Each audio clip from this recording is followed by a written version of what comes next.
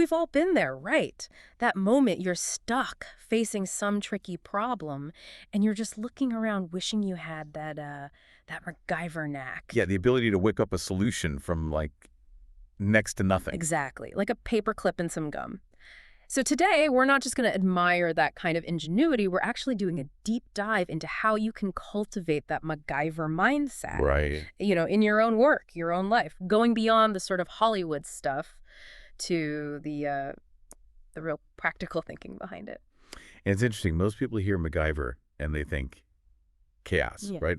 Like last resort, desperate measures. Totally. Panic mode. But what we found in this deep dive is it's actually the opposite. It's more like disciplined adaptability. Disciplined adaptability. Okay. Yeah, it's not about desperation. It's calculated. It's proactive innovation. Mm-hmm. And that could really transform resourcefulness from just, a random individual talent Right. into something a whole team can have, a shared capability. And that's a real competitive advantage, especially in high-stakes fields. So that's the mission today, then. That's it. We want to unpack the core principles, the psychology behind this thinking, and really crucially, show you how to apply it, whether you're in a crisis or, honestly, just facing a tough deadline. Okay, so let's unpack it, this MacGyver mindset. What are we really talking about? What's the essence of MacGyvering? Uh-huh. Is it just being clever, or is there something more systematic about turning everyday stuff into solutions when you're under pressure? That's a great question because it's precisely where let's say, the magic meets the method. It's not just random cleverness. Okay. It's really the art of looking at everyday, seemingly mundane things. Like the stuff on your desk right now. Exactly. And turning them into solutions when the pressure's on. It's deeply grounded in sharp situational awareness and, yes, a good dose of creativity. Right. But that makes it more proactive, not just reactive. You're not waiting for the perfect tool. You're making it. You're crafting it on the spot. It's almost like a superpower you can actually train. A superpower you can train. I like that. Ah. So, okay, if someone's listening now thinking, all right, I want to start thinking like MacGyver. What are the first practical steps? Where do you begin? Well, it really boils down to 3 core steps, I'd say. First, and this one's arguably the most critical, you need to begin with the objective, not the toolkit. Okay, objective first, not what do I have? Exactly. Don't immediately inventory your pockets or your desk. Yeah. First ask, what is the actual goal here? What am I trying to achieve? Why is that so important? Because that focus, it just opens your mind. Right. It helps you see how even really unlikely things, a belt, maybe some spilled coffee, a fuse from something else, how they could be repurposed to meet that specific mission. Right, yeah. If you know what you need to do, you're way more likely to see how all these disconnected items could actually help you get there. Yeah, I know that feeling. You stare at a problem and just freeze up, thinking, I just don't have the right tool. But you're saying that's the moment. That is the moment to think differently. Okay, so you've defined the objective. What's step 2? Step 2 is to rapidly scan and inventory your environment. Scan everything. Everything. Take a quick but thorough mental catalog. Absolutely everything around you. Your clothes, furniture, bits of the building, anything natural outside, sources of heat, light. Anything. Anything that could potentially become a tool or an asset to reach that objective you set in step 1. And this isn't just making a list, right? Oh, no, it's more than that. It's about spotting patterns, recognizing potential uses that aren't obvious, looking at, say, a chair and asking, okay, it's a chair, but what else could this be? Right, what are its components? What are its properties? Okay. And then step 3.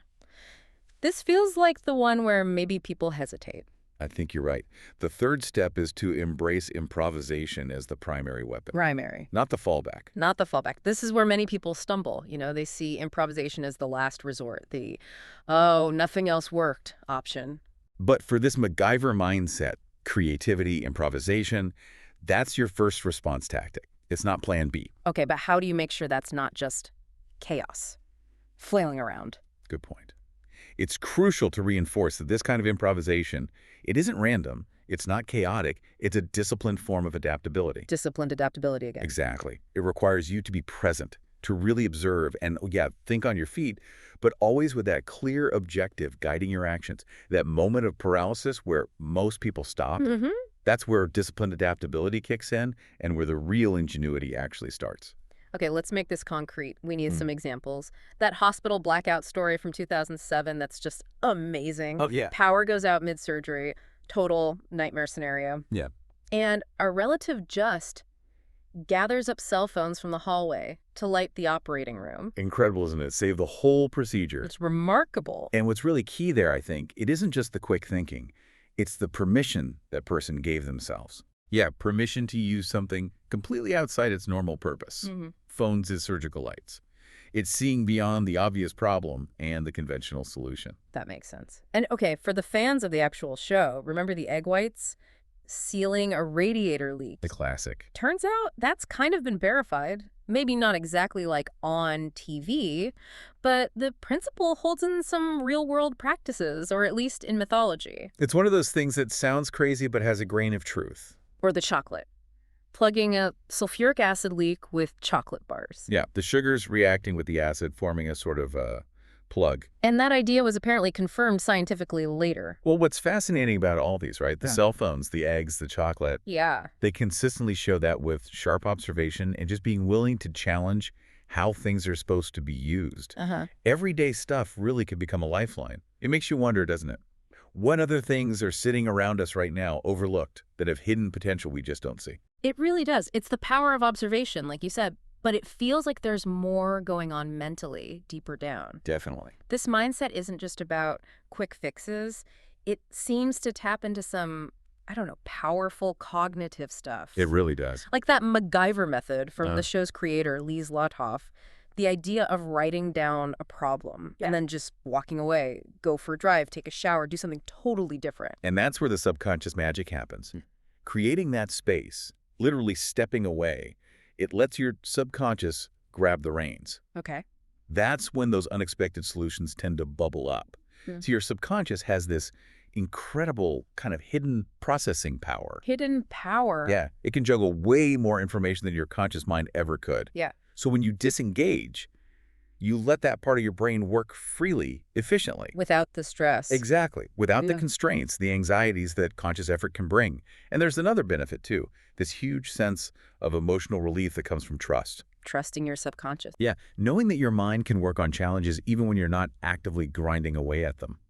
That fosters a kind of emotional calm. It really reduces anxiety, especially when you're doing creative work or you're under pressure. It's like giving your brain permission to solve it in the background. Okay, this is all fascinating. So let's bring it right back to the listener. How do we take all this insight and make MacGyver thinking an actual everyday strategy? What are the immediate actionable steps? Let's get super practical. Okay, first, always define the goal first. Let the outcome you want really shape your thinking from the get-go. Goal first. Got it. Second, scan your surroundings intentionally. Actively look for things that could be repurposed, even if it seems weird or non-traditional. Stand with purpose. Okay. Third, Yep. try that journaling plus incubation technique. Write the problem down clearly. Then take that break, walk away, do something else. Then come back to it later. See what emerges. Journal, intubate, revisit. Makes sense. And the last one. Finally, and this takes a bit of courage, experiment with boldness. You have to be prepared to actually test unconventional ideas. Don't just think it. Try it. Right, because success often hides in the unexpected attempt. These are great steps for an individual. But what about, say, teams or whole organizations? Can you scale this MacGyver thinking? Oh, absolutely. And you really should. These principles can be cultivated within teams to build a genuine creative culture. How do you do that? Well, a big part is creating environments where improvisation isn't just tolerated, it's actively welcomed. And crucially, where failure isn't seen as a disaster, Right. but more like a data point, a stepping stone towards a better solution. Changing the perspective on failure. Exactly. And another practical thing, document these MacGyver-style solutions when they happen. The more you map out the process, the unconventional pathways you took, the more refined your team collective creative instincts become. That's how you turn individual resourcefulness into a shared capability. And that, again, is a real competitive advantage. So wrapping this all up, it's clear MacGyver thinking isn't just some teasy trope or a gimmick. Not at all. It's a genuinely powerful mindset. It starts with that crystal clear objective. It leverages whatever tools you happen to have, no matter how strange. Right. And it taps into that quiet, often underestimated power of your own subconscious. And when you master this approach, you're not just solving problems anymore. You're really elevating yourself, your team, into being resourceful, confident innovators. A disciplined adaptability. That disciplined adaptability. It is, without a doubt, a significant edge in pretty much any field where the stakes are high. So here's something for you to think about as you go about your day. What's that seemingly impossible challenge you're facing right now? Hmm. And just look around you. What everyday object sitting right there might hold the unexpected key? Give your surroundings a fresh look, a real MacGyver-like perspective. You might just surprise yourself.